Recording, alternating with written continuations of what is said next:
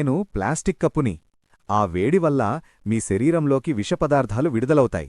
అందుకే గాజు లేదా సిరామిక్ కప్పులో తాగండి. ఇది సురక్షితం. నేను మీ టెఫ్లాన్ ప్యాన్ని.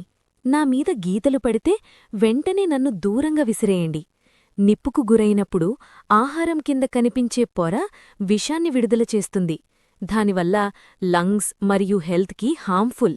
నేను చల్లని ఆహారం కోసం మాత్రమే తయారుచేసిన ఫోమ్ ప్లేట్ని. వ్రేడి ఆహారం పెడితే నేను కరిగి క్యాన్సర్ కారక పదార్థాలను విడుదల చేస్తాను. నేను ప్లాస్టిక్ సంచిని. హాట్ ఫుడ్ ప్యాక్ చేస్తే విషపూరిత పదార్థాలు ఆహారాన్ని కలుషితం చేస్తాయి. షాపింగ్కి వెళ్లేటప్పుడు మీ సొంత కంటైనర్ తీసుకురండి. నేను మెలమైన్ ప్లేట్ని. నేను అందంగా కనిపిస్తాను, కాని నేను మోసగాణ్ణి. నన్ను మైక్రోవేవ్లో పెడితే నేను మీ ఆహారంలోకి విషపదార్థాలను విడుదల చేస్తాను. నన్ను చల్లని వస్తువులకే ఉపయోగించు. నేను ప్లాస్టిక్ కటింగ్ బోర్డ్ని. నైఫ్తో కట్స్ వల్ల మైక్రోప్లాస్టిక్స్ ఫుడ్లో మిక్స్ అయ్యి బాడీలో అక్యుములేట్ అవుతాయి. నేను మీ పాత వంటగది స్పాంజ్ని. నాలో బ్యాక్టీరియా మిలియన్స్ ఉంటాయి.